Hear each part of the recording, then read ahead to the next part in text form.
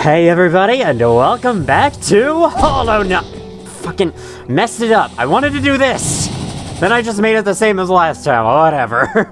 Last time, we fought the terrifying, beautiful, powerful, and the other millions of words used to describe him, Grey Prince Zote, using the statue in Bretta's house to teleport to the realms of her mind, where we found the fan-fictionized version of Zote and fought him. Yeah, that's basically the whole lore behind it, and it was great, let me tell you. A super enjoyable experience all throughout, with some minor frustrating points in the middle, but it's fine.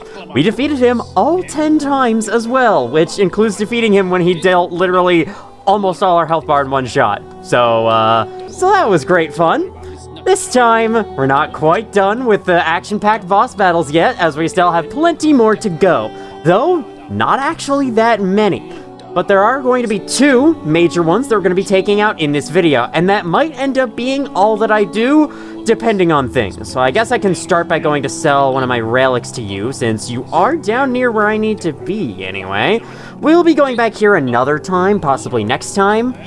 And not even for the last trial, necessarily. The last Coliseum trial. Oh my god, I was just playing Danganronpa earlier today, and so me saying trial out loud there, I had to rethink in my head, wait, did I mean to say trial? Because I'm used to the class trials, you know? But no, this is quite a different type of trial to the class trials.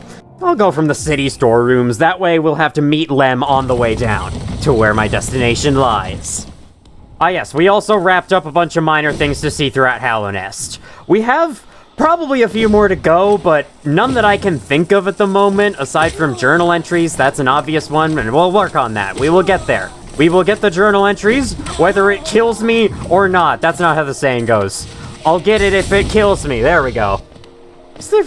Why are these benches so close? You know, I have to say, for being a Dark Souls inspired, it's probably not, like, necessarily Dark Souls inspired, but still, there are a lot of benches that could sometimes be really close together, and then there are also huge dead zones on the map where there's just no benches in a 50-mile radius. Like, these 2 benches are really close together. This one's for Soul Sanctum, which I get, because Soul Sanctum is a pretty jam-packed area. But then, you know, there's one in the entire waterways, despite that being a fairly sizable area. Only one in Ancient Basin. Okay, there's one in Ancient Basin in the middle, and then another one, like, right next to it, basically, because the Palace Grounds doesn't have anything else in it. Deep Nest has 2 benches at the beginning, none over here, except for the one inside of the house that's actually not marked. So, never mind, I guess. And that's done to make you feel like you're completely out of your depth, being that deep into Deep Nest. And so I get it, but it's like, their spacing sometimes doesn't make a whole lot of sense. Whatever, it's fine. I'm not gonna complain about it like everyone who plays Dark Souls 3 apparently complains about it. Listen, I get it. It's goofy that Dark Souls 3 has like 2 bonfires in a row outside of Grand Archives, but does that really matter? Is that really a bad thing? Like, freaking stop complaining about it so much. Anyway, many of these you've delivered. I have indeed given you enough of those. I think we are basically done with relics from what I know. That's the last one that I know of, aside from, like, the true last one that I know of. Okay, so it's not the last one that I know of, but, like, aside from that last one I know of, it's the last one I don't know of. I've started to confuse myself. Let's just continue. Okay, I actually want to start by switching them out. And unfortunately, where I want to go, there aren't that many benches very close by, so I'm going to have to be backtracking a lot. Good thing you guys will never have to see any of it, because I cut it out for you, because I'm just that nice. Shed all charms, and then let's put on new ones. We won't be doing any exploring, so these 2 are useless. We can rule those out straight away. Let's start with a simple good build. We're gonna put on Quick Focus, Dash Master, Mark of Pride. That's a lot of notches used up straight away. We're also gonna put on Dream Wielder, and then for 2 notches, the remaining 2 notches, I guess Balder Shell. And while I'm thinking of it, actually, swap out Dash Master, because I don't think I'm gonna need to dash a lot. So let's put on Shape of Un instead, because this has a special little effect. Good thing I took damage there. Now I have an excuse to demonstrate this. When combined with Balder Shell, the Shape of Un form looks different. You can see it had a shell on the back. It had a little shell on our back. Like, that's not enough soul somehow. I thought I had way more soul than I did. There we are. Look, he's got a blue shell on now, in addition to the ghostly Balder Shell that appears outside of you.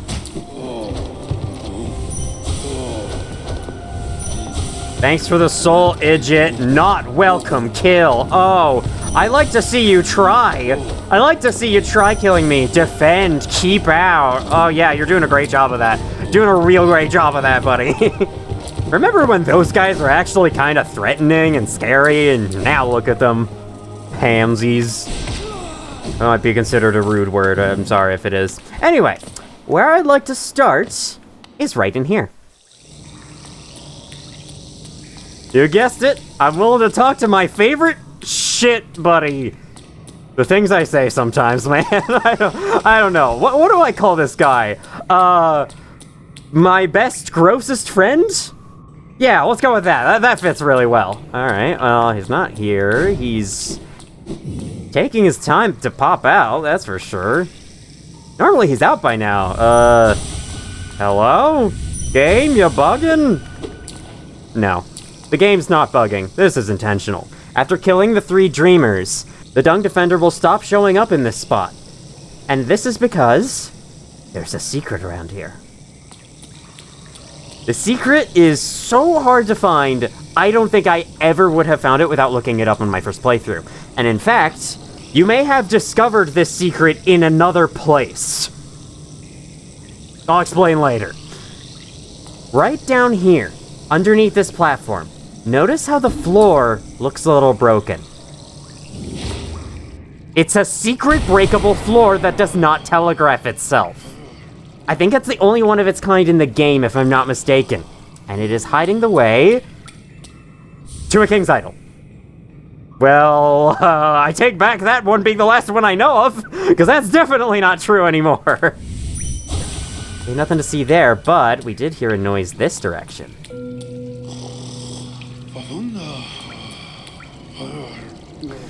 We found the Dung Defender in his house. It is just as disgusting as you could have imagined. We are literally surrounded by shit. And in the background, he has built figures out of poop. You heard of Snowman? Now get ready for Shit Man. You know, I once heard the name Shipman in the past and misheard it as Shitman, and I thought it was like a joke what they were saying. They were saying Shipman and Shipman with a P, and I didn't hear it properly. So anyway, let's dream nail him already.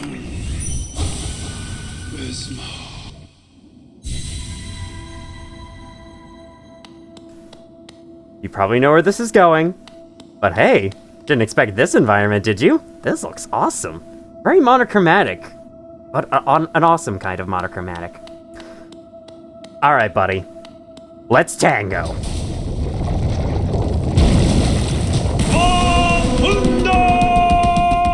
The Dream rematch of Dung Defender. It is White Defender. As you can expect, same boss, but with a bunch of new attacks and all of his existing attacks being much faster. Actually, the same boss with a bunch of new attacks is not how I would describe the first set of Dream rematches that we fought. That was definitely not what they did. They were just the same thing but faster. This guy, though, shoots a lot more dung balls while jumping out of the ground like that. He can also shockwave the ground with stacks of dung. I don't know what to call those, like the dung claws from the ground whenever he strikes it with his hand. Or his claw, actually, because he has like claw hands. Then, this attack is different. He now sends that out, a little shockwave of that out. After you can either double jump over it or shadow dash through to avoid it. I think there is a specific tell for that. If he throws 3 dung balls, he is about to bounce along the room and then go into that attack.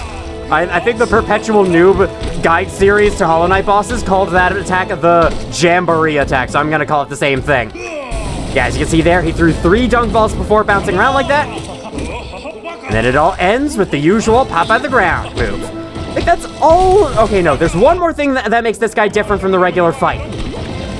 You can no longer use the stomp ability to get him out of the ground there. He is protected. Aside from that, it's the same fight. It's the same fight, but it is still plenty difficult. He is still dealing only 1 damage, but his attacks are so much faster. He is a new man. He is a new changed man. He's mastered the art of shitball throwing. I still can't believe this boss exists in this game. It is so funny.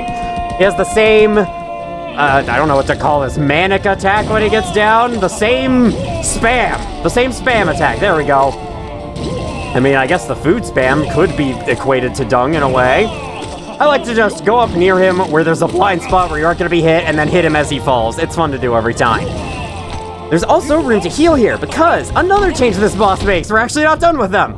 Another change this boss has from the original one. He no longer staggers, so you have to find room to heal during his attacks. With Shape of One, that becomes all the easier. All the more easier. Okay, that wasn't very grammatically correct either.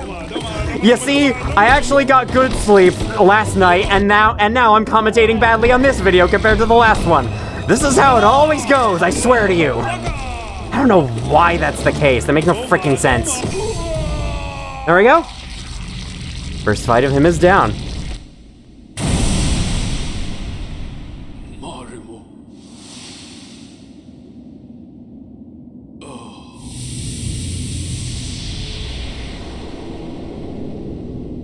My friends, I will protect our dear kingdom. Have faith in me. We will all meet again. I promise it.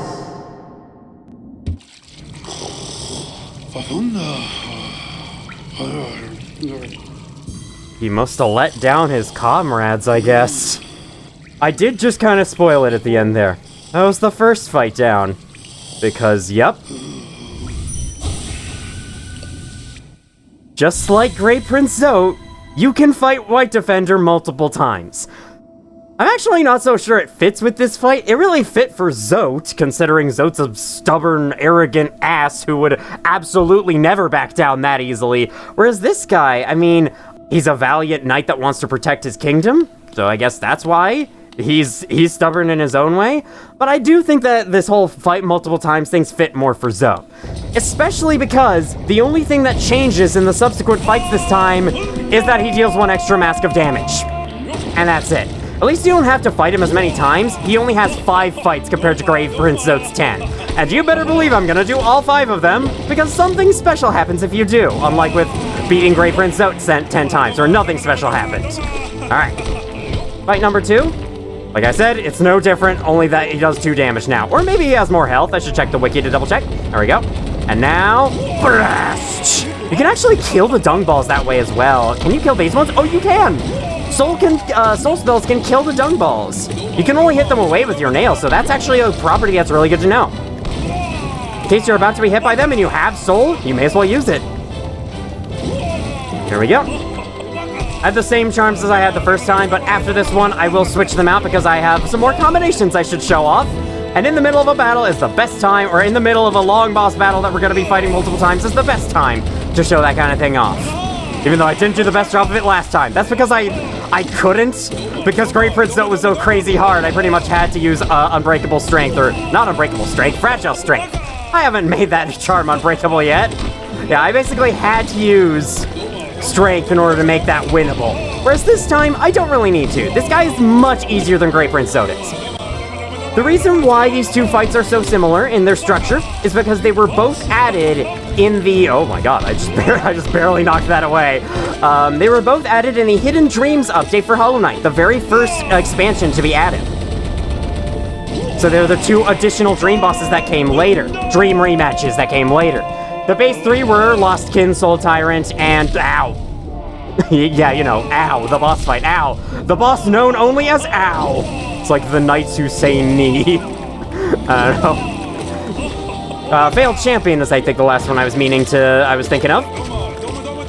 I remember saying, like, most bosses have a dream rematch in that video. That's wrong. I was wrong. I was hyperbolizing it just to make this game sound cooler than it might actually be to some of you. Hope you're okay with that. It was clickbait. Not clickbait, of course, but, you know, it was, watch further bait, I guess. Like, oh man, you're gonna rematch all the boss fights? No, only some of them. I think what I meant by that was that a lot of the bosses in the game have harder versions you fight somewhere. And that is true. They're not necessarily dream rematches. They can be fought in the physical world, like Hornet. Did I get more essence from that? Or did I get 1? I didn't even know you could get essence from bosses. Like a 1 essence drop, I mean. My king, I believe in you. I believe in Hallownest. My devotion will never falter. I can tell, your devotion definitely isn't faltering to me. Since he's going to be dealing 3 damage this next time, I'm going to heal up 2 damage with this thing, and then... I think I might want to try using Hive Blood. I haven't used it yet, but Hive Blood is a pretty good idea against bosses in all honesty. If you take a hit and then can avoid taking a hit for 10 seconds, you get that health point back. And if the boss is dealing 2 damage, if you take a hit and then don't take another one in 10 seconds, you essentially nullify one of the 2 points of damage you took. Because, as I said, Hive Blood heals the last point of damage that you took. It doesn't slowly heal your health bar over time like it says it would. Which is a little misleading, but you know. And then we can focus on Nail Arts, because I think this guy will give me a lot more room for that kind of thing. Hive Blood does have a superbly great use coming up very shortly. We will be seeing that in the next episode. But it is also great to bring into boss fights, and so I should probably start showing off how good it is. And then, the other thing I'm going to do is bring Deep Focus plus Spore Shroom, because that does a little something. The Spore Shroom Cloud effect is bigger with Deep Focus equipped alongside it. It's not by very much, but... well, like I said, it could make a minor difference, or like I said, no, like I say all the time, it could make a minor difference, and hey, I'm not wrong, it really could. I kept on Dream Wielder because I want to dream... I was gonna say, I want to dream wield White Defender. No, I want to dream nail him. I want to dream wield. Like, what does that mean? I want to wield the boss? Let's go, buddy. Okay. Zemer, I miss your stories. Ow. This is going well so far, isn't it? Zemer, I miss your stories. That's the same. Zemer, I miss your stories. Isma, I miss you. Isma was mentioned in Isma's Grove, and clearly he knows about her, whoever she was. Oh god. Okay, Zemer, miss your stories. Same one. Are there only 2 people you ever knew? I seriously doubt that based on the figures in the background. I can't believe I went to depending on the figures in the background first. Like, oh, come on. Am I really that bad at talking when I'm at good energy levels? What the actual hell is wrong with me, seriously? Do I need to take a melatonin tablet before videos now? Alright, so I died there. That's fine. I was just getting careless, focusing on dream nailing above all else, but that's because I want to show this. Drea, I miss your wisdom. These are a bunch of names we only really know one of. Zemer sounds a little familiar. Hejimol, I miss your humor. Zemer sounds a little familiar because it kind of sounds like that one person, Grey Mourner, was calling us Lemer. So... okay, that's Ismam. That's Ismam? That's Ismam! Okay, that might be all he says.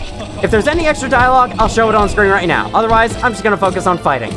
With bosses like this that deal 3 damage, Hive Blood will protect me from, or will only heal 1 of the health, as I've been saying, ever since we introduced the chart. I think this is the first time I'm using it though, so a little refresher course isn't that bad of an idea, but yeah. It is nullifying 1 of the 3 points of damage I'm taking. It's a lot more useful against bosses that deal only 2 compared to the 3. But there's only 2 possible bosses in the whole game that deal 3 damage to you, 3 or more damage to you, so yeah. The use cases for... oh god, I had to have a brief focus session for that attack. The use cases for Hive Blood are many in that way. You can bring it to basically anything. It is very expensive, but I do think it's useful. Honestly, Hive Blood won me the hardest challenge in the entirety of Hollow Knight. So yeah, I would not call it a useless charm by any means. It is a great charm, and I do recommend it. From this point on, we're just gonna be fighting the boss, except it gets harder more and more times, and there's gonna be different dialogue afterwards. So, did we go through halfway point of this fight already? I don't know, maybe I could also think of another topic to keep you guys entertained. There we go. My headset keeps falling off my head, as usual. Oh my god, we weren't even halfway through. I guess this guy does have more health as the fight goes. It makes sense. Alright, let's heal. That was the opposite of what I wanted. But I suppose I can't always get what I want, huh? There we go. It's really those new shockwave attacks you have to look out for. I think they're the most dangerous ones. Because his regular dung throwing ones, the balls come out faster, but it's otherwise just the same attack. Alright, there we go. I'm at 1 hit, but it's fine. We'll be fine. I will say, though, you definitely don't want to equip Fury of the Fallen with this charm on. Fury of the Fallen's still fresh in my mind from the amazing showcase it had in the previous episode. That was... Oof, that was a bad... that was a bad mistake to make. But yeah, you definitely don't want to wear it with this charm on because then you'll only have its effects for a little while. Unless you're fighting a boss that deals 1 damage and you can manage to avoid being hit yourself within 10 seconds, then you'll get like a brief bit of Fury of the Fallen, and I guess that could help. But yeah, it's not that great otherwise. Alright. That was so simple to avoid. How could I have made such a fatal error? Maybe because I'm human or something, I don't know. And that's third fight down. This fight's a lot simpler to keep track of the damage amounts just because it's the same as however many times you fought him. He just slid a little ways over. I think he does that when he's not exactly in position for the cutscene at the end. My king, Hallownest will be reborn, glorious and bright, just as it always was. He clearly wishes that the kingdom could be in better shape and is, like, dreaming of himself being able to do something about it, but, I mean, he's down in the sewers living in a pile of shit, so he clearly isn't actually gonna be able to do anything about it. Trying to decide what to do from this point on. I mean, Deep Focus and Sports Room thing was not that helpful here. Perhaps I'll bring this in to a later challenge that we have to do. So, let me go change out my charms for fight number 4. And then I have an idea in mind for fight number 5. Aha, I just looked over at another combination I can use and got an idea. Joni's Blessing. When attached, I guess that works. Attached along with Lifeblood. Hive Blood, for fuck's sake, can I talk today? Oh my god. Alright, you not only get a special blue Hive Blood version of your health bar, but having these two on together will allow you to heal your Lifeblood health that Joni's Blessing transforms your entire health bar into. The catch is that now it takes double the healing time. Instead of taking 10 seconds for Hive Blood to heal a point of health, it will now take 20 seconds in exchange for being able to actually heal with Joni's Blessing equipped. Let's see, how many points of health is that? I think that should be 15? Okay, that's 13 points of health.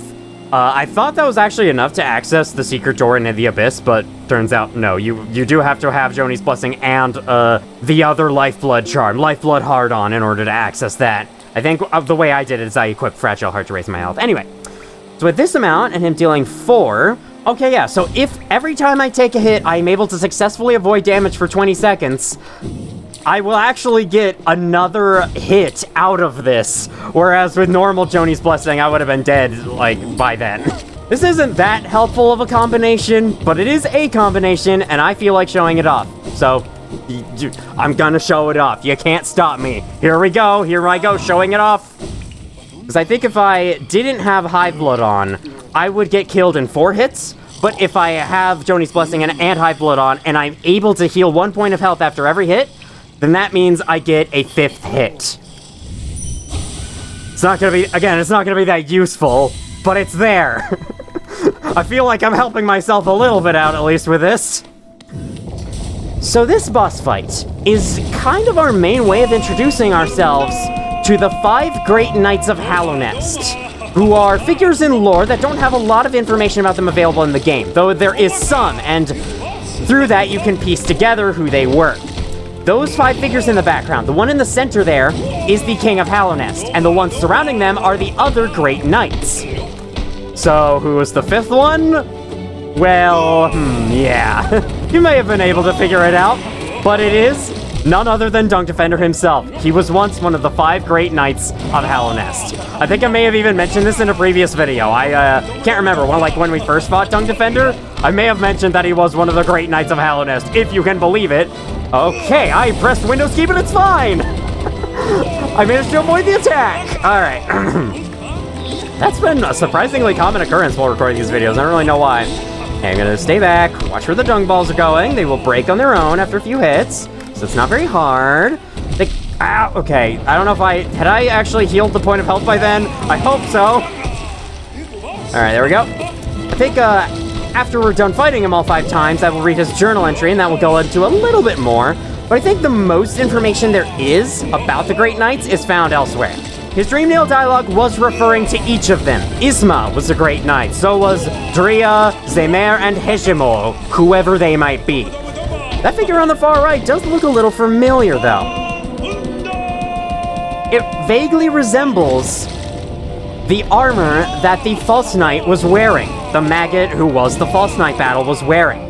It also bears resemblance to the statue right outside City of Tears where he inserted the city crest. So yeah, one of the 5 Great Knights of Hallownest was teased all the way back at the beginning of the game with the first boss fight. I like that a lot. There we go. Oh, I do have Sports Room on. I actually forgot that I did. Can I finish him off with Sports Room? Not if he's gonna be under the ground the entire time. I can't. That would be very funny if I could, though.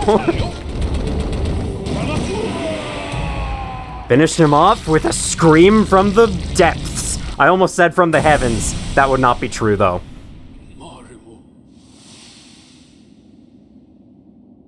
I wonder if they're disappearing because he's realizing that they aren't real in his dream. My king, we will all be together once more. Or perhaps more depressingly, he's realizing that they aren't alive anymore. And the king's missing. He doesn't know where the king is, but the others are more than likely dead. Another little detail about this fight. As the Dung Defender sleeps, you can hear him muttering Isma's name. Also, I can see the bottom of that shiny texture that is part of the dream particle thing, but don't tell Team Cherry. It's a secret. It's a secret between you and me, alright? For final build, I say we're gonna get onto his level. Let's equip Defender's Crest, Fluke Nest, Spore Shroom, Glowing Womb, all the same charms that I tried to use against Great Prince Zote, and that didn't go very well. And then we still have notches remaining, so is anything else actually affected by Defender's Crest? I'm not really sure. I'll put on Shape of Wood in case there's an appearance change with the slug form. Okay, let's look at my health bar. So if he's gonna be dealing 5 damage, there is no real way I'll be being left with 1 health. So Fury of the Fallen ain't gonna help. In that case, Unbreakable Heart. Now how about this? 5. Ooh. Did I say I wanted Shape of One? Never mind. Let's give Fury of the Fallen another chance to shine. Shine along with how much my Defender's Crest and Glowing Womb are gonna be shining. Shining with shit. I felt like I was going somewhere clever with that, and then I wasn't, and now we're here, so, hello, how's it going?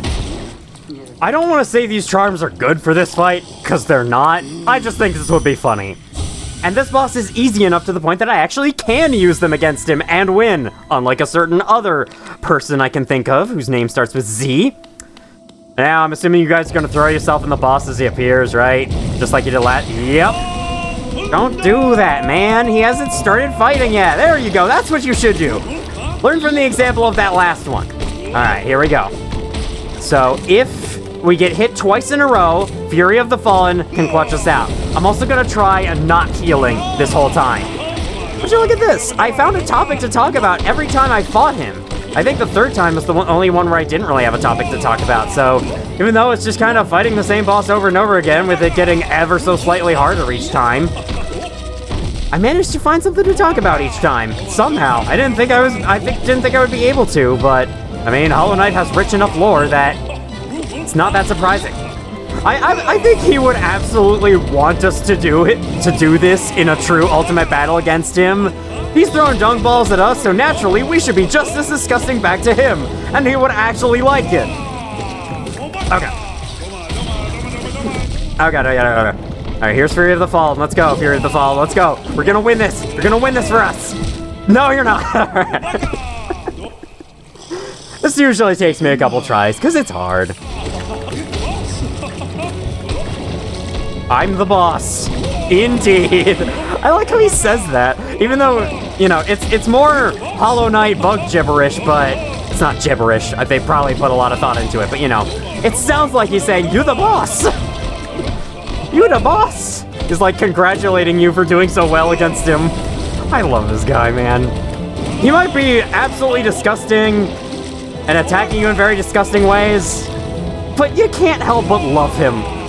His joy is contagious. The amount of fun he has attacking you, just like, you cannot help but feel happy fighting him. Even if you might feel the need to pinch your nose.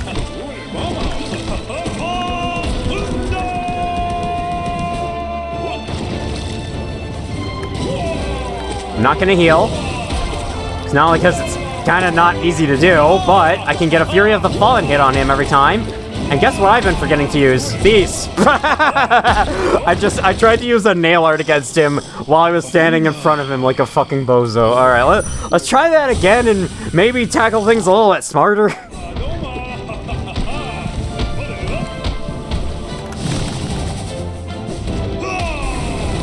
I didn't have my Shadow Dash back. I tried to also, like, Fury of the Fallen nail heart him out of the sky. Yeah, I'm using hearts on my nail now. But it didn't really work well. I can tell just how pathetically weak these stink attacks are. Like, I'm not sure why they made so many combinations with Defender's Crest if all of them were gonna suck. Maybe it's on purpose to show how far from grace Dung Defender has fallen, that the attacks that you get from defeating him are so bad. Like, if that's the case, that makes sense, but it's also like, there's a bunch of secret charm combinations bound to this charm. It's like the one and only reason to ever equip Defender's Crest outside of the Lost Kin fight, which is a very niche use case because it's just one use case, and yet all of the optional attacks suck. I guess, like, I could try them in the Colosseum, see if they're better against multiple enemies, and I think on our last Colosseum visit, that will be something I do. I will actually test out the stink charms in there to see if they'll actually do anything. If they don't, then I'll just freaking ignore them from this point on, because I don't know, like, when is a good time to use these, if any? It's probably more likely that there isn't a good time to use them and that they are legitimately bad attacks that you should never use. But I don't want to have to think that, because I love this game and I want to think that all the charms are perfect. I can at least say this, though. I looked up, in preparing for this playthrough, I looked up a few charm tier lists online from various YouTubers who have been playing the game for hours and hours to see what they thought of charms. Just so I could, like, find more possible use cases for charms and to have general opinions on which charms are great and which charms suck. And I found a lot of charm tier lists online, and all of them are different. There's some usual similarities, like Shaman Stone's always an S tier, deservedly so, it's a great charm. I think, like, Glowing Womb is usually very low, probably also deservedly so, because it sucks your soul away. I think Quick Focus is high up as well. But, other than that, like, pretty much every other charm in the game was ranked differently from person to person. There's a lot of disagreement over Grimm Child. Some people consider him to be a high-tier charm, and others consider him to be bottom tier. I wouldn't agree with him being bottom tier, but I'd probably put him in mid tier myself. I should make a charm tier list just so I can show my own opinions. But that alone goes to show how good the charms are in this game. Almost all of them are useful for something. And there we go. There's 5th battle done. While I was talking. That usually doesn't happen.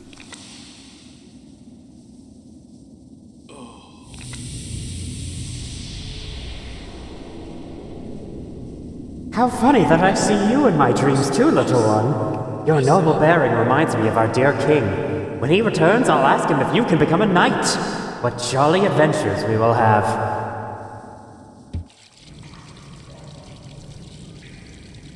After that message, Dung Defender has now woken up.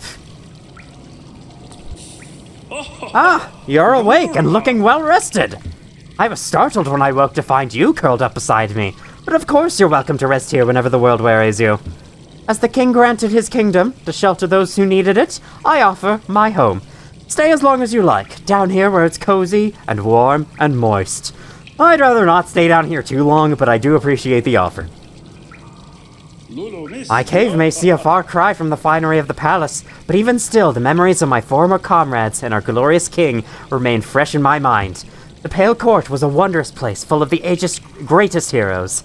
Ah, looking at you now, I can easily imagine you standing amongst them. To your dream dialogue. Where will the line of Hallownest's great knights end? With me? Can such a thing be passed on? I think it's about time I read your journal entry. The journal entry for White Defender. Figure from a fondly remembered past reacts gallantly to defeat by becoming stronger. The champion's call, the knotted grove, the battle of the blackworm. I remember it all. I will carry these glories with me always. Until we meet again. Grimm of the Five Knights, which is him. To be completely honest with you all, Dung Defender might just be my favorite character in this game. Like, yeah, he's disgusting, but that's his only negative trait, really. Otherwise, he's extremely friendly, his boss battle is great, makes you feel happy just fighting him based on how happy he is fighting you. On top of being a really well-designed, fun-to-fight boss battle with a harder version that is perhaps even more enjoyable. And then you have this ending, where he's so nice to you, he offers you his home to stay in whenever your journey tires you. Like, he's such a nice person. He had such an involved history within Hallownest. He's somehow respectable despite the areas he's turned to. That's the only way I can describe him, living in the sewers amongst a pile of shit now. But I mean, Hallownest all went to shit, so I suppose he followed along, you know? He'll even come back, I do believe, yes. Dung Defender is gone now, or Grimm as we now know him to be, and in his place, he has built one last shitman of you. That's the most surprisingly kind gesture anyone's done for me, and I say surprisingly because, yeah, Do I cherish the plushes that Bretta made in her house? Or do I cherish the 2 balls of shit with longer pieces of shit on top that is supposed to resemble me? Honestly, I'm not really sure. Considering Bretta took all of hers back, I think this one's the answer. Grimm is now nowhere to be found. For the rest of time. It's so sad. We never get to hear his glorious voice again. We never get to... Well, okay, we do get to battle him again elsewhere, but we never get to, we never get to see his personality again.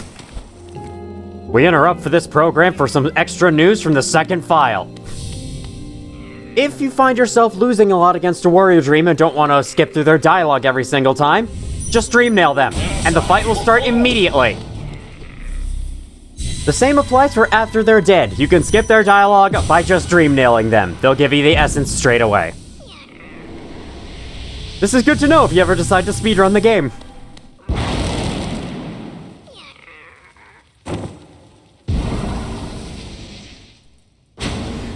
In the Troop Master Grimm fight, here's what happens if you hit him. While he's bowing, he gets mad and then he immediately starts with a fireball attack. That's basically it. You have one more of these attacks to deal with, so don't hit him. It's not worth it. Made a detour to the Fog Canyon to show this little secret. If you bring a minion charm to Millabelle, they attack her. They know she's a scam. What's she thinking right now? Oh no, leave me be, creepy little thing. Can't talk to her with a minion attacking. Judging by my video time, I think we are getting near to where this video, or we are about like little over halfway through. I hope I'm right about that. Otherwise, this is about to be a very short video. Well, whatever. So, in these final few moments, I shall start by equipping Fragile Strength. Don't worry, Elderbug, the smell's gone now. And I'm gonna take it over to Divine and ask her to upgrade it. Ask her politely. I can smell it. Another gift made for me. Give it to me. Here you go. Do your usual thing. And now, I do have the funds of getting it back, but let me just make sure. Yep. My completion is now 102%. You do indeed lose the completion point when you give her the Fragile Charm, so keep that in mind. Or, well, it actually doesn't matter that much, and I'll tell you why shortly, actually. Again, you're so greedy for gifts. Here's 15,000 Geo. Here's your gift. I gave you 2 gifts. Now ship me out a better charm. Man, what is with the poop this episode? There's been a lot of it. Unbreakable Strength. Look at that, man. That looks cool. Strengthens the bearer, increasing the damage they deal to enemies with their nail. I love the orange color it takes on when it loses the bubble. I think the others just kind of look the same, just without the bubble encircling them, but this one takes on a new color. It's really nice. Such beautiful special gifts. So lovely. This is probably very far removed from my first voice for her, but sorry, I can't remember what it was. I'm ready now. Very ready. My smell. You'll carry it with you then? Whether I like it or not. Alright, that's all you say. What if I were to take a quick trip back underground to talk to Leg Eater?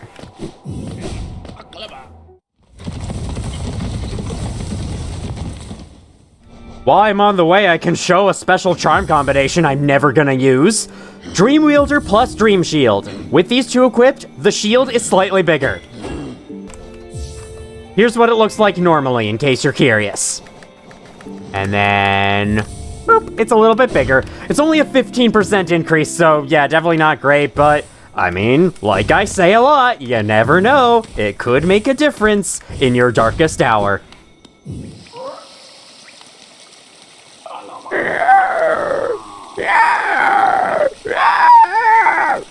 Those charms, that smell, so much. I want to.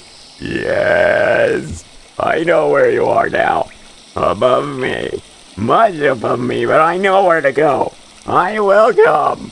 Don't try to hide from me.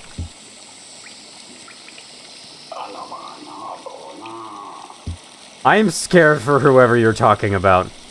Well, actually, thinking about who you're probably talking about, never mind, I'm no longer scared. I'll make more and they'll give me more geo. Your thoughts have not changed at all. Okay, interesting. After this point, I do believe Leg Eater leaves that spot in search of Divine, all the way up here on the surface. Let's see if he's made it in the 2 seconds it took me to warp there. Actually, you never know. It could be like Half-Life 2. That could have been a very slow Dreamgate teleport. We could be like 15 days in the future for all we know. In the meantime, let me equip a set of charms. Okay, well, there's one that I have to use. You can probably tell what I'm about to do next from that alone. Then, perhaps. And then you, why not? You're always nice to have. I would equip the super powerful charms, but I'll be completely honest, I don't want to be super powerful for this fight. Well, even though I do recommend the super powerful charms for any of these hard bosses. For me, personally, I don't really want them, so how about Lifeblood Heart? Actually, no. How about Lifeblood Core? And then, Deep Focus. I'm gonna overcharm myself. And in exchange for overcharming myself, I'm gonna have that double healing effect, which should definitely balance it out a little bit. I think this is a nice set of charms to have. Now, let's check Divine's 10. Divine, what is this? What have you done? What have you done? One final gift. I liked it very much. Very, very good. So good. Yeah. Now I can follow Master. I thought those were noises of disgust. What are those ones for? She has eaten Leg Eater and ironically, left his legs behind. That's enough. Enough. I'm feeling very happy now. Now I can follow Master. There you sound happier. Jeez, you sound like fucking Toko. Anyway. Isn't that interesting? Yeah, was that a good thing we did? Probably. One less creepazoid in the world. Okay. The moment you've all been waiting for since we began this quest. We have the 3 flames from the 3rd round. Let's go turn them in. Grimm isn't here to greet us this time. And in fact, thinking back on it, he wasn't in this hallway after the Troop Master Grimm fight. Wonder what that's about.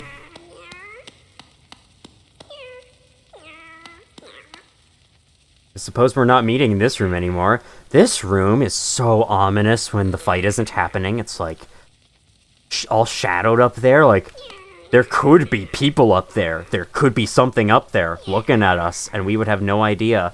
It's kind of like the scene from Coraline where you're going through the empty theater and there's all the weird dog bats up on the ceiling. It's really intense. I love that movie, man. And I love the book too. I think I kind of prefer the movie though, which is strange. Normally you'd prefer the book in that situation. But not the case for me there.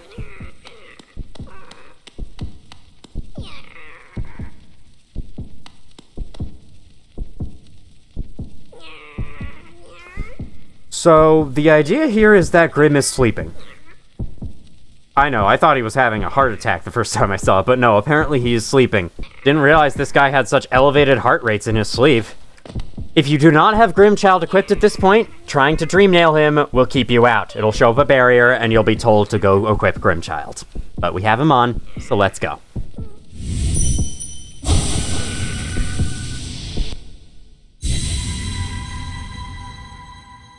Just like before, Grimmchild disappears.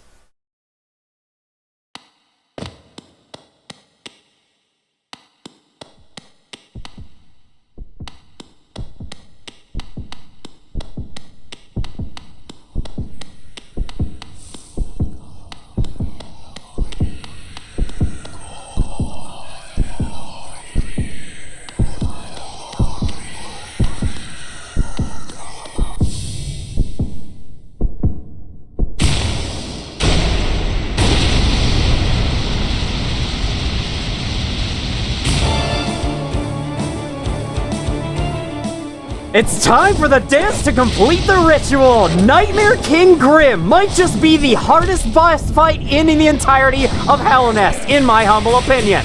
It is the first Grimm fight, but harder in every way, just like all the Dream rematches have been up to this point. But this guy pulls no punches. Almost all of his attacks have new properties, and he has this new one, just like the Grimmkin Nightmares from before. On top of all this, he deals 2 damage, which for me means dealing 4 damage with my Overcharmed state. Now he creates a tunnel of fire bats you have to dash through. He's not even present for the spikes from the floor. This new attack, you just want to crawl along the floor slowly so you can get the most hits you can. From this, you can dash right through. If you have Sharp Shadow, it's even easier. His fireballs are more numerous, but again, there's certain zones you can stand next to him where you're protected from that. Then from this, you want to master that quick bounce on his head. So like that. Okay, now let me heal. I probably only be able to heal once. Yeah, I only have time to heal once. And we crawl along with this one. This fight is long and extremely hard. Like I said, might be the hardest in the entirety of Hallownest, so prepare for a challenge. And also, prepare to watch the boss intro more often than you spend fighting the actual boss. It happens to the best of us. That is one annoyance with this fight and this game, but otherwise, enjoy the music and the dance. This fight's amazing.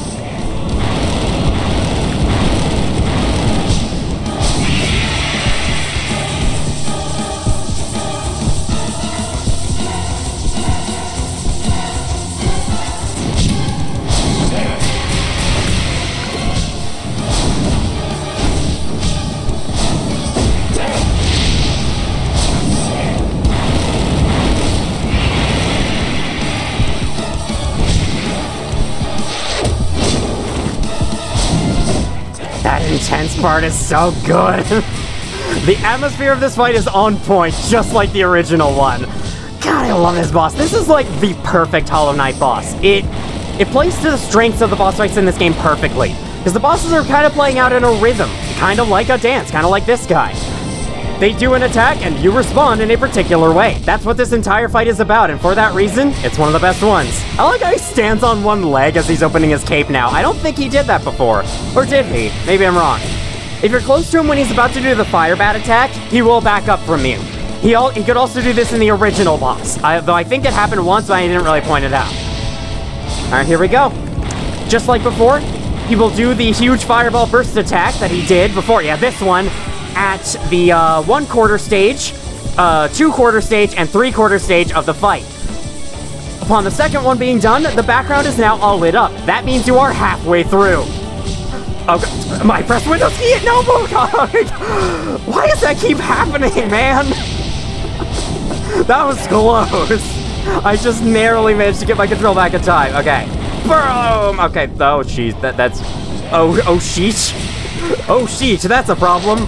There we go. I lost. That's the first time I've lost to that battle in a while, honestly. It's a fucking hard battle, but once you get it down, it's a very consistent battle. It's very easy to win at. So yeah, let me show you what you have to expect upon your first visit, because you're gonna be dying to him loads of times. It happens. Don't worry about it. It's hard. You gotta dream nail back in, gotta fly through this hallway once more, and then you have to watch him appear out of the heart every single time. At least the animation is quicker this time. It doesn't take as long for his title to pop out, but like, at first, you are going to be watching that intro animation more often than you are going to be fighting him. It's definitely the worst thing about this boss. Otherwise, I love it. I can't help but love it. One perhaps limiting aspect about this fight is that you essentially have 2 notches taken away from you because you need to equip Grimm Child. This especially becomes a problem if you tackle this guy early on in the game where you don't have that many charm notches. Who might have tried to do that in the past? I have no idea. Actually, I pressed the attack button when I meant to dash and it somehow worked. Not really sure. Oh, actually, I think I know the special property of the fire bat attack. Let me see if I can show it. When he does it next, if you get close to him before he shoots it, like if he appears, okay, no, that's not. Do your fire bat attack. No, that's not the fire bat attack. In this form, he can't be attacked with soul, but it might very easily get hit by a fireball. So I'd recommend not going for any hits, just focus on dodging. Alright, there he was doing the fire bat's attack, and I forgot to show off what I wanted to. Yay, go me!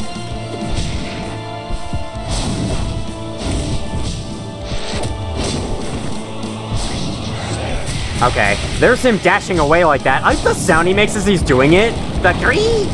It sounds... To take us to a completely different game for a second, it sounds like an inkling girl in Splatoon. That's just always what it sounded like to me. I don't really know. Every time I hear it, I can only think of Splatoon and the Inklings.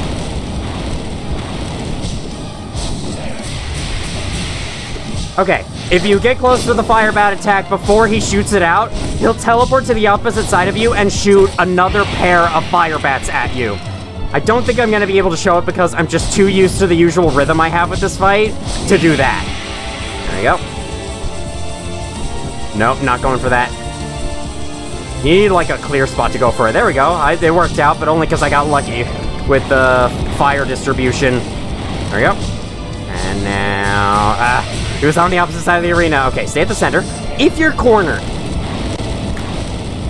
then he can use a variety of attacks on you, but if he chooses to do the swipe uppercut, you can dash through him with Shadow Dash. Hopefully you have it by then. If you don't, good luck. I think you can alternatively jump above it. Anyway, if he does the dive attack where he dives down from the ceiling, I think you can jump over that one. Either way, I think the idea is you jump the attack. I don't really know. I don't know where I'm going with this, but, you know, even if you might feel cornered and it might feel like there's nothing you can do but be hit by the boss, there most likely is. Oh god. I need to not take heals like that. That heal is possible if you have quick focus on, and it probably is also possible without quick focus. It's just I have deep focus on, and that's making things harder. So, yeah, I can't do that. Jeez. I am realizing that, like, one hit from anything here could kill me. Let's stay calm, stay focused, stay calm and cool and collected.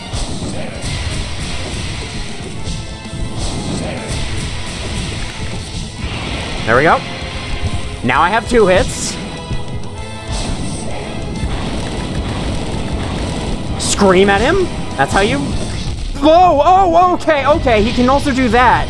If you dash at him super quick with that attack, he can dash backwards to kind of like catch you off guard with a hit like that. I haven't seen that too often, but it is something he can do. Okay. There we go. We're gonna clutch this out. I know we can. I know I can do this. All right, there we go. Another heal. Nope.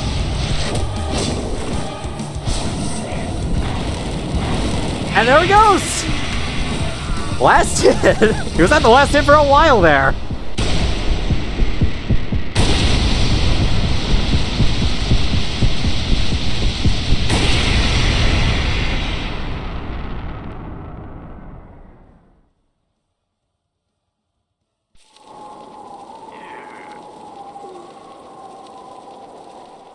And so, the great ritual ends. Might seem a little anticlimactic, but take a look at Grimm Child. He is now in his 4th form. In this form, he deals 11 damage each fireball hit. That's pretty good. Like 11 damage from a minion when the Weavers deal like 2, 3. This guy now deals the most damage per hit of any minion charm, though he is not the most damaging. I think Glowing Womb minion hatchlings would still deal more just because they spawn quicker and, you know, it's 9 damage attack being inflicted rapidly as opposed to 11 damage being inflicted slowly, but you know. And also, his charm icon sees a considerable upgrade, no longer that nightmarish mess from before. It actually looks pretty cool. Symbol of a completed ritual contains a living scarlet flame. If you have not yet gotten the Unbreakable Charm upgrades from Divine, her tent will still be here, so you do not lose access to that service. If you have, though, she will disappear alongside them. And she will only have her tent disappear once you have completed those upgrades. And with that, that's the end of the Grimm Troop side quest. That's how they leave you. They don't have any final words. You've helped them with their ritual, and off they go, moving on elsewhere. I kind of like this mysterious nature of them. One YouTube commenter somewhere, I think on one of the game's soundtrack videos, likened them to the type of group you would read about in some children's story, like this mysterious group of travelers who came to this land and gave this character a magical experience and then left. Legends say they're still out there to this day, that kind of thing. I don't really know of any examples, but I know what they were talking about, and I think that is the best way to describe a Grimm Troop. Just a mysterious band of people who came to Hallownest for a relatively unknown purpose, I guess to help raise a child and continue the cycle of their ritual. I guess the idea is that the Grimm child will grow into a new Grimm, and from there, another ritual will be done. However, despite all the mysteries that remain within the Grimm Troop's lore, there is one mystery involving their side quest, which we can solve. And that is the mystery of, where did Brum disappear to? And, more specifically, what was the deal with the flame down here? Alright, now it's time to answer the mystery of where Brum has gone off to. After the Troopmaster Grimm fight, he is no longer in this hallway. And, when you receive the 3rd round of flames, there are actually 4 flames. I don't have markers on this file, that's why I can't pull out the crosshair. I got these 3 flames you can see on the screen right here, but I did not get this one all the way in the corner over in the distant village. I have a fear that I haven't been to the distant village on the save file, and now I will have to trek all the way down there by myself. Am I right about that? Ah, thank goodness, no.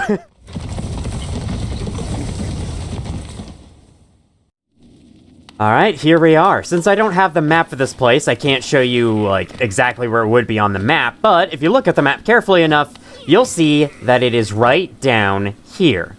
Except, not outside, so perhaps we search in here?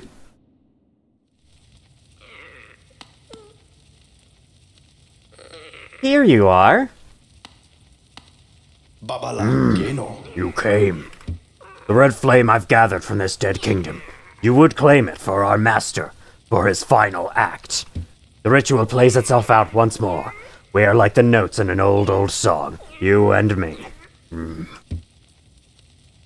Endless repeating songs of sacrifice, of servitude, for the ritual, for the troop, for the master. Even this child was born into invisible chains. So we serve. Thus it has ever been, yes?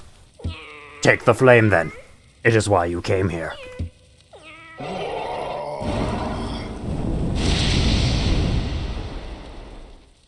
It is done.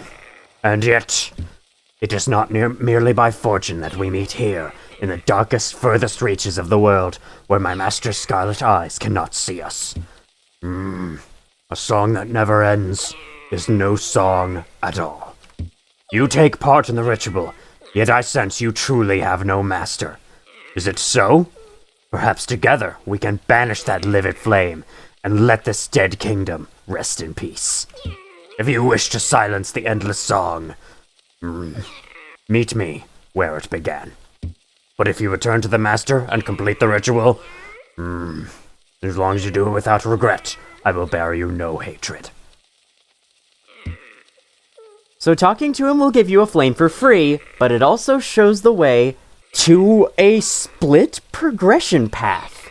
You don't necessarily have to defeat Nightmare King Grimm to end their quest. If anything more to say, meet me where it began. We know where it began.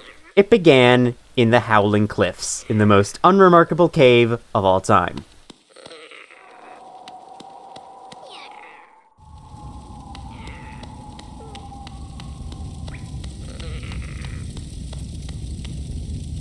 I'm gonna go past you real quick, just to check this. I think this guy actually gets Dreamnail dialogue at some point? Okay, not now. Maybe it has Dreamnail dialogue now that I've completed it by defeating Nightmare King Grimm in the main file. I'll go back and check that, hopefully, if I remember to. So, you followed me here to where the ritual began. You would join me in breaking it then. It is painful to defy the Master, but our harvest, it profanes this dark, quiet kingdom. This once, I would see the ritual fail.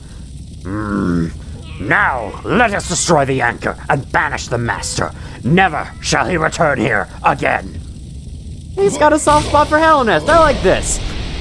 If you decide to go against this, if you change your mind, you can leave, and then you will lose access to this option permanently. So, we do not want to do that.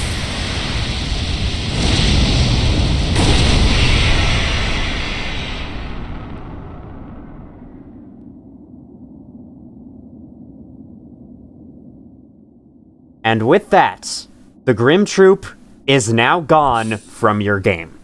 If you do this, you lose the chance to fight Nightmare King Grimm.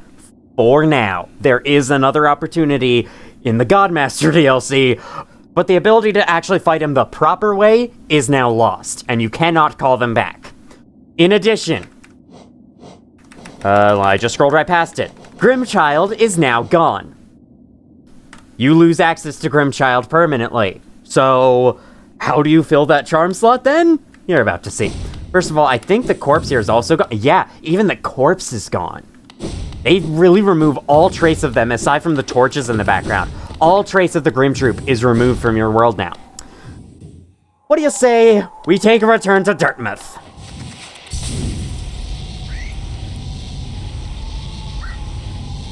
Oh wow, you can totally just Crystal Heart from the Gorb platform all the way to Dartmouth. That's good to know. Unlike the main choice, Divine's tent does not linger. She is one with the troop after all, so she's banished as well. If you have given her one of your fragile charms and have not yet received the unbreakable version of it from her, your charms will be sitting right outside of where her tent once was, waiting for you to pick them up, so you do not lose them forever. What you do lose, however, not only the opportunity to fight Nightmare King Grimm, as we've been over, and Grimmchild, but you also lose the peaceful version of Dartmouth's theme. I guess this is also peaceful in its own way, but now this guy has moved in, and he is now playing Dartmouth's theme on an accordion. There is no way to tell him to stop and get the piano version back in.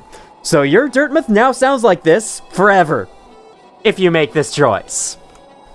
Ah, hello. I'm new around these parts, so it's marvelous to see so friendly a face in such a sad town. The old bug over there was very welcoming, but still, I find the place a little melancholy, what with the wind and the darkness and the sense of decline. I was hoping my music could go some way to livening up the place. And now you've arrived with that wonderful, charming aura about you. Literally, even though I don't have that many charms in this file, but whatever. The whole town feels brighter for it. Before you hurry about your business, I have a small gift to commemorate a wonderful new friendship. No use for it myself, but I believe it'll look rather fancy upon you. Please, enjoy it, and let's hope to see much more of one another about town.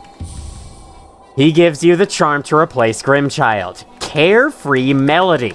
This is a charm exclusive to this choice. You cannot get this charm unless you banish the Grimm Troop.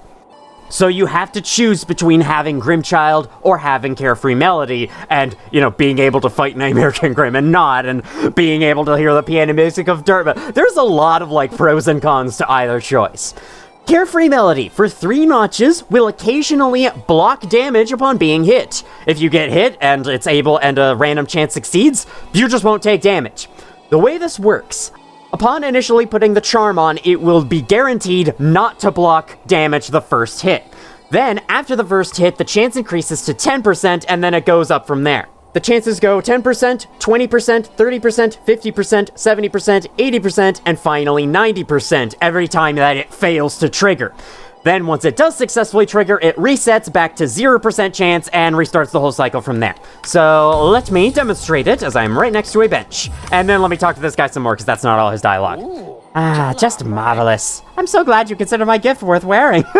Oh, he's reacted to me having it on. And my, does it does suit you well. To be honest, I'm not even sure where I came upon it, but staring at its design, my memory stirs something and someone forgotten, lost far away. The specifics elude me, but a strange sense remains. Fear, but also longing? Like a strange nostalgia for something that never happened. I've no need for it in any case, so I'm glad you're enjoying it. Let's see what he says without the charm on. My dear friend, are you enjoying my music? I mean, you could stop at some point, but it's good for now. It's as upbeat a tune as I know, but I must admit, even it falls a little on the sadder side, please know I play it with joy. Being in this town beside such good company as yourself, I feel remarkably, refreshingly content. This does imply that Win here, I think, is Nim. I keep mistaking his name as Win, and I don't know why. It's like flipping the M's to W's and... I don't know.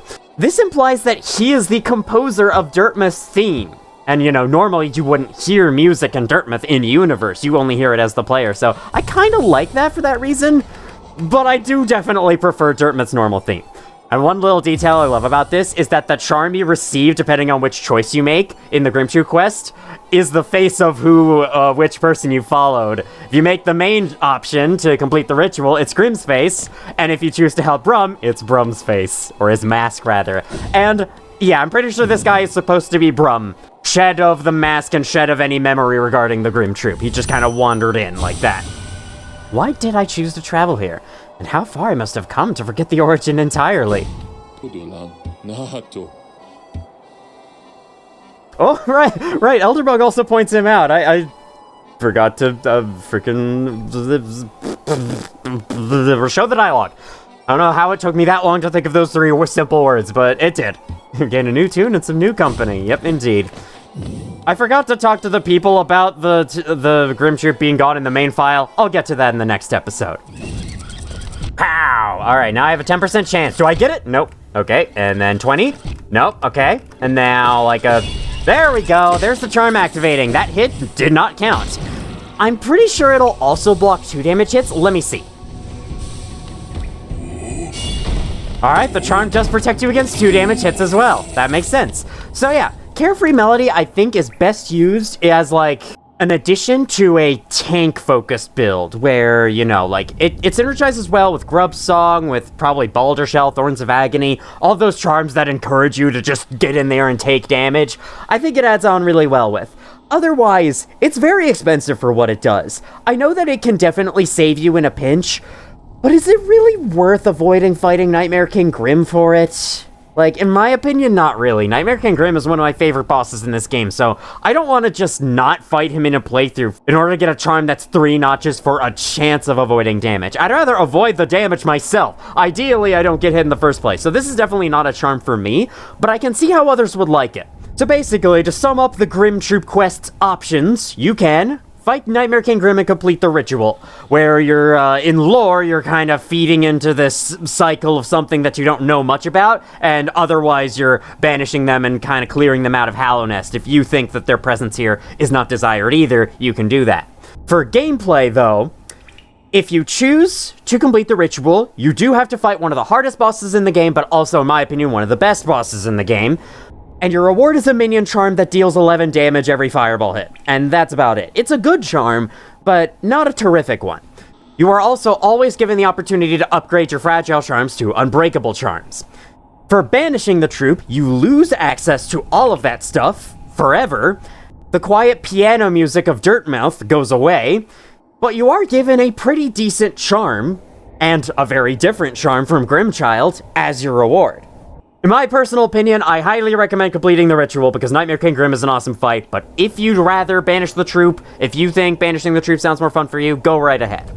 I want to present both options in this playthrough so that you know what Banishing the Troop does. Because I ended up barreling into Banishing the Troop on my first playthrough, not knowing what I was doing, and turns out I didn't actually want to do it. Anyway, back to the main file, where I shall end this video. So, there's your two options. Fight one of the hardest bosses in the game and get a fully powered Grimm child, or banish them away. Either way, you will get a completion point. I now have 104% from that. You will get a completion percentage point no matter which choice you make. However, there are obviously pros and cons. I say being able to fight Nightmare King Grimm is a pretty big pro, for me at least. If you decide he's too hard for you, too unfun, then I get that. I get wanting to make the other choice. But for me, I almost missed out on fighting him in my very first playthrough, and I'm so glad I decided to go back on a new playthrough and actually fight him, because man, he was a great experience. Anyway, that's the Grimm Troop side quest. That's 2 amazing boss fights down. That's yet another large step taken towards the end of this game. Next time on Hollow Knight, I think there's a couple minor things I want to see, possibly in relation to this quest. I actually can't remember what they are at the moment, but the main thing I want to do next time is go down here and see what this thing's deal is. Now that we have the Awoken Dream Nail, we should be able to access the memory of the White Corpse. We're gonna be able to explore around inside of it and see where we go from there. Thank you all for watching, if you did, and as always, I will see you all in the future. Resetting the night so that he actually properly falls asleep. There we go.